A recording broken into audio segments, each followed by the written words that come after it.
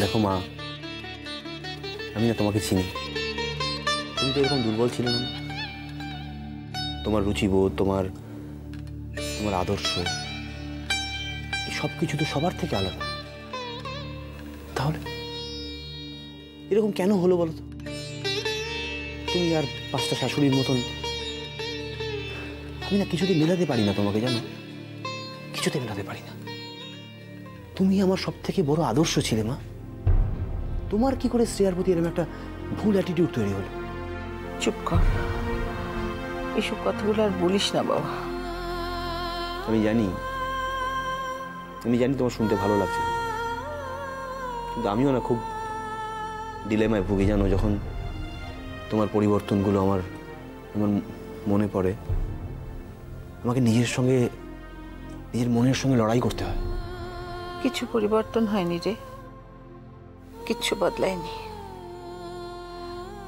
তুইও তো একদিন বাবা হবি, তখন দেখিস তোর ছেলে যদি এরকম হুট করে বিয়ে করে চলে আসে তোকে না জানিয়ে, তাহলে তোর কিরকম লাগবে তখন ভেবে দেখিস। তুই আজ তোর মাকে খুঁজে পাচ্ছিস না তো, তোর চেনা মাকে।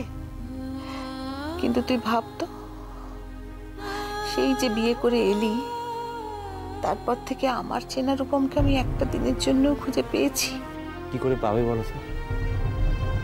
আমি কি তোমার ছোট্ট রূপমটা আছি? শ্রেয়াকে বিয়ে করার পর এ বাড়িতে আমার আমার অধিকার বোধের একটা পরিবর্তন হয়েছে, আমার দায়িত্ব বেড়েছে, শ্রেয়ার প্রতি দায়িত্ব বেড়েছে। আমি কি করে সেটাকে অস্বীকার করি বলো তো? সেটাকে অস্বীকার করা উচিত? শ্রেয়ার উপর যখন কোনো অন্যায় হয়, যখন কোনো অবিচার হয়, তখন আমি কি করে চুপ করে বসে থাকবো বলো তো? স্ত্রীর প্রতি স্বামীর একটা কর্তব্য আছে, আর সেইটুকুই আমি যেটুকু বলেছি সেইটুকুই বলেছি, তার থেকে বেশি তো কিছু বলিনি। হ্যাঁ, কিন্তু স্ত্রীর প্রতি স্বামীর দায়িত্ব পালন করতে গিয়ে মুখের হাসি হারিয়ে যায়। কিন্তু মা, যেটা হয়ে গেছে সেটা তো হয়ে গেছে, আর এর জন্য তো শ্রেয়ার কোনো দোষ ছিল না। তুমি তো শ্রেয়াকে খুব স্নেহ করতে, তারপর হঠাৎ কি হলো? আমার বউ হয়ে গেল বলে কি এমন দোষ করলো বলো তো? পিসিমণিকে তুমি খুব ভালো করে চেনো। পিসিমণি শ্রেয়াকে অলক্ষী বলছে, অপয়া বলছে, আর তুমি কিচ্ছু বলছো না, একটা প্রতিবাদ কোনোদিন করলে না। কি করে প্রতিবাদ করব বলতো? কি করে প্রতিবাদ করব? প্রতিবাদ করার সমস্ত ভাষা আমি হারিয়ে ফেলেছিলাম। বিয়ের পর থেকে তোর উপর একের পর এক দুর্ঘটনা, বিপর্যয় নেমে আসছে। কিন্তু সব ঘটনার মূলে তুমি ওই একজনকেই দায়ী করলে। এই শ্রেয়ার তো এটাতে কোনো হাত ছিল না, শ্রেয়া জাস্ট চক্রান্তের শিকার। আসলে আমারই ভুল হয়েছে, জানো। শ্রেয়া আমাকে অনেকবার বলেছিল, কিন্তু আমি কখনো কথাটাকে আমলই দিইনি। কি বলেছিল? ওই প্রমীলা সরকার শ্রেয়াকে আর শ্রেয়ার পরিবারকে যেভাবে হোক বিপদে ফেলতে চায়। কিন্তু কেন? Jealousy, just jealousy. কিন্তু শ্রেয়ার ক্ষতি করার জন্য উনি যে এত নিচে নামতে পারেন, এটা আমি কল্পনাই করিনি। ভ্যালেন্টাইন্স ডে, মানুষের নাম করে কার্ড পাঠানো। অষ্টমঙ্গল, মানুষের নামে চিঠি। তারপর দোল, মানুষ সাজিয়ে একজনকে নিয়ে আসা। আর লাস্ট রিসর্ট, ঘৃণ্য। এখন সবটা জলের মতন পরিষ্কার। কিন্তু রিসর্টের ব্যাপারটা শ্রেয়া তোকে জানালো না কেন? কাউকে কিছু না জানিয়ে শ্রেয়া ওইভাবে একা একা চলে গেল কেন? মা, তুমি আমার মোবাইলের কথাটা ভুলে যাচ্ছ। শ্রেয়া আমাকে ফোন করে পায়নি, আমাকে ফোন করে না পেয়ে অফিসে পর্যন্ত গেছে। আমি রিসর্টে গিয়ে শ্রেয়াকে দেখে আমার শুধু সন্দেহ হয়েছিল। এটা আমার ভুল, চরমতম ভুল হয়েছিল। শ্রেয়া নিজের জীবন বিপন্ন করে গেছিল ওখানে। বড্ড ভুল হয়ে গেছে রে আমার, বড্ড ভুল হয়ে গেছে, বিশ্বাস কর। রাগে দুঃখে আমি একেবারে অন্ধ হয়ে গিয়েছিলাম। শ্রেয়া যে তোকে এত ভালোবাসে আমি কেমন বুঝতে পারলাম না। আমি কি হলো বলতো আমার? ছি ছি ছি ছি, আমি নিজেকে যে কি জবাব দেবো বলতো? নিজের সামনে আমি কি করে দাঁড়াবো তাই তো বুঝতে পারছি না।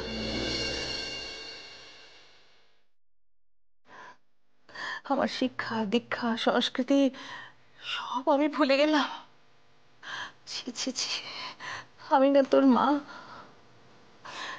শ্রেয়ার মনটাকে আমি একবারের জন্য বুঝতে পারলাম না। ছি ছি ছি ছি ছি ছি।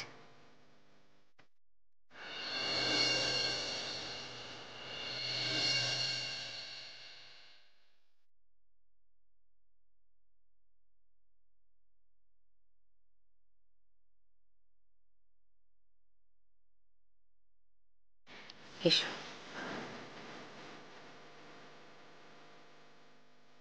অনেক ভাগ্য করলে তবে শ্রেয়ার মতন এরকম মেয়ে পাওয়া যায়, বুঝেছিস? এটার একটু অ্যাডিশন দরকার আছে। আসলে অনেক ভাগ্য করলে তবে রূপমের মতন একটা ছেলে পাওয়া যায়, বুঝলে?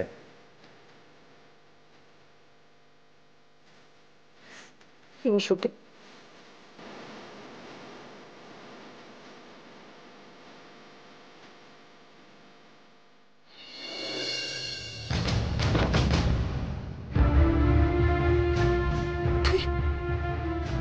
তুই আবার মদ খেয়ে এসেছিস? সরি সরি মা, আমি তোমার কাছে ক্ষমা চাইছি। আর সেই সমস্ত মানুষের কাছে ক্ষমা চাইছি যাদের ভাঁওতাবাজ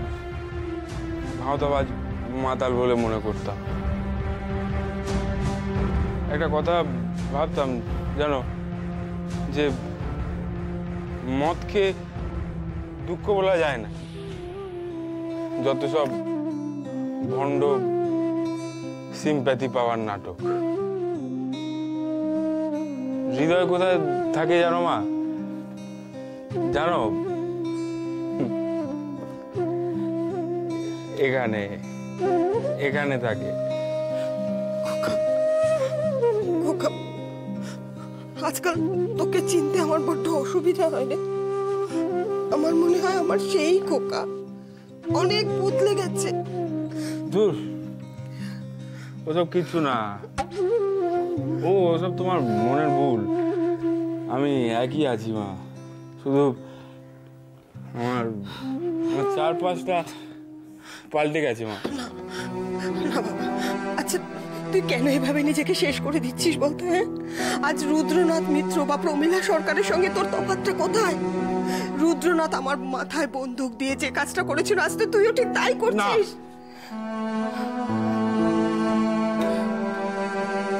ওটাই তোমার মনের ভুল, ওটাই তুমি ভুল করছো মা, ওটাই তুমি ভুল করছো। রুদ্রনাথ মিত্র শ্রেয়ার ক্ষতি করতে চেয়েছিল। আমি শ্রেয়ার ভালো চাই মা, ভালো চাই। কিসের ভালো চাস? প্রমীলা সরকারের প্ররোচনায় তুই যা করছিস সেটা ওর ভালোর জন্য করছিস। তাহলে কি বলছো তুমি? আমি টাকার জন্য করছি? Sorry sorry sorry sorry again. তুমি একটা কথা বিশ্বাস করো মা, যে আমার থেকে ভালো শ্রেয়ার কেউ চায়, কেউ না। ভালো নেই মা, ভালো নেই। এসব তোর মন গড়া ভাবনা। কেন তুই ভুলে যাচ্ছিস শ্রেয়া বিবাহিতা, ও রূপমকে ভালোবাসে।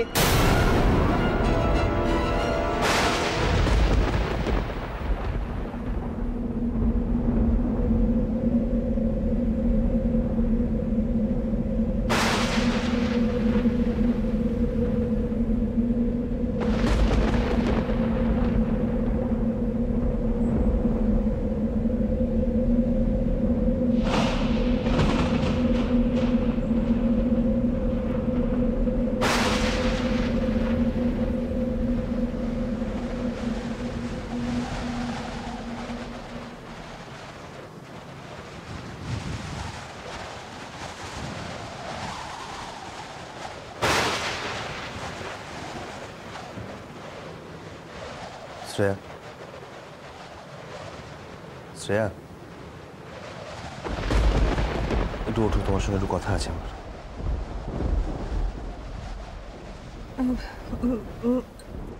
মানে এত রাতে এক্ষুনি? এখনই কথা বলা দরকার। ওঠো। আরে কি হলো? ওঠো, দরকার আছে, এক্ষুনি কথা বলা দরকার। ওঠো ওঠো।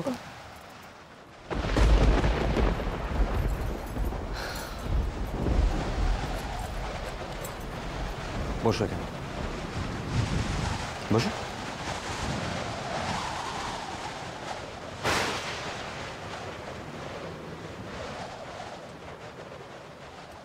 তুমি খুব অবাক হচ্ছ বোধ হয় না? ভাবছো রাত বিরেতে এসব কি অত্যাচার শুরু হলো। আচ্ছা শ্রেয়া, তুমি এই যে মাটিতে ঘুমো রোজ, শান্তিতে ঘুমো না? আচ্ছা, আমার অশান্তিটা তুমি কেন কখনো বুঝতে পারো না বলো তো? কেন পারো না? কিন্তু আমার তো কোনো অসুবিধা হয় না। আমার অসুবিধা হয়, আমার রীতিমতো অসুবিধা হয়। আমার নিজেকে একটা স্বার্থপর মনে হয়, একটা অমানুষ বলে মনে হয় যে একজন মানুষ মেঝেতে শুয়ে থাকবে কষ্ট করে, আরেকজন আরাম করে বিছানায় শুয়ে থাকবে। এটা তো আমার পৌরুষে আঘাত লাগে, আমার সৌজন্যতায় আঘাত লাগে। আমি আপনার সমস্যাটা বুঝতে পারছি রূপম, কিন্তু না না, কিন্তু না, কোনো কিন্তু নেই। এটা তো জেদ। কিসের কিন্তু? এটা তো তোমার সম্পূর্ণ জেদ। তুমি জেদ করে রোজ বাড়িতে শো, আর রাতের পর রাত আমাকে অত্যাচারটা সহ্য করতে হয়। দেখো, এটা আমি জানি যে আমাদের মধ্যে কোনো দাম্পত্যের সম্পর্ক নেই, কিন্তু একটা বন্ধুত্ব আছে। আছে তো বন্ধুত্ব। তুমি কোনো রকম বিপদের কথা না ভেবে সব কিছু অগ্রাহ্য করে সেদিনকে ওই রিসর্টে ছুটে গেছিলে কেন? বন্ধুত্ব আছে বলেই তো গিয়েছিলে। তো আমারও তো একটা বন্ধুত্বের জন্য কিছু একটা করার থাকতে পারে।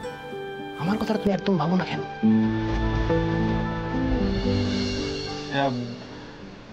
রূপমকে কতটা ভালোবাসে, ও কতটা সুখী, সেটা সেটা ওর মুখের দিকে তাকালে আমি আমি বুঝতে পারি মা। ও তো আমায় আমায় ভালোবাসে মা।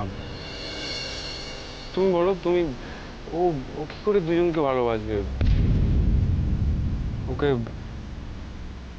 ভালো থাকার অভিনয় করতে হয় মা, ভালো থাকার অভিনয় করতে হয়। তুমি হাসছো মা? দেখ খোকা, ভালোবাসা নিম্নগামী, তাকে লালন পালন করে বাঁচিয়ে রাখতে হয়, তা না হলে সে পথ হারায়। তুই কেন বুঝতে পারছিস না? তুই আজ শ্রেয়ার কাছে অতীত। না না, সে আমার অতীত, বর্তমান, ভবিষ্যৎ সব। ওকে আমার কাছ থেকে কেউ কেড়ে নিতে পারবে না। বুঝলে তুমি? বুঝলে? ওকে কেউ কেড়ে নিতে পারবে না। আসলে না, পুরো ব্যাপারটা হচ্ছে বিশ্বাস। বিশ্বাস না থাকলে কিন্তু কোনো বন্ধুত্ব কিচ্ছু তৈরি হয় না। হতে পারে আমাকে তুমি বিশ্বাস করো না, হতে পারে আমি তোমার কাছে এখনো বিশ্বাসযোগ্যতা অর্জন করতে পারিনি, আমার কোনো ফল্ট আছে, হতে পারে। না রূপম, আমি আপনাকে বিশ্বাস করি। আপনাকে আমি ছুঁয়ে বলছি, আমি বিশ্বাস করি আপনাকে।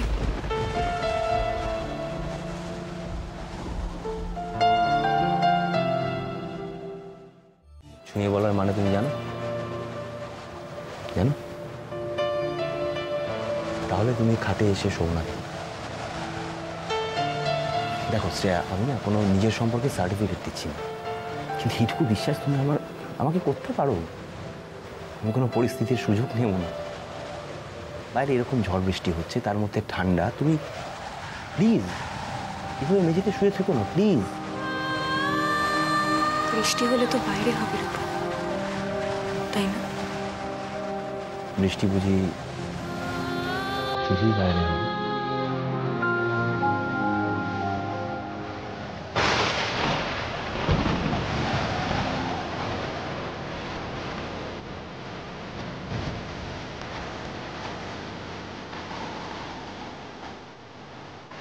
শ্রেয়া,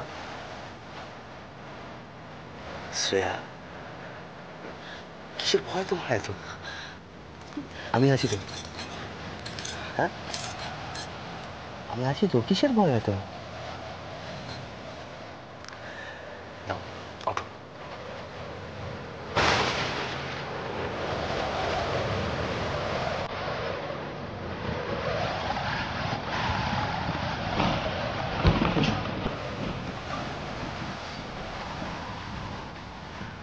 শুয়ে পড়ো, অনেক রাত হয়েছে।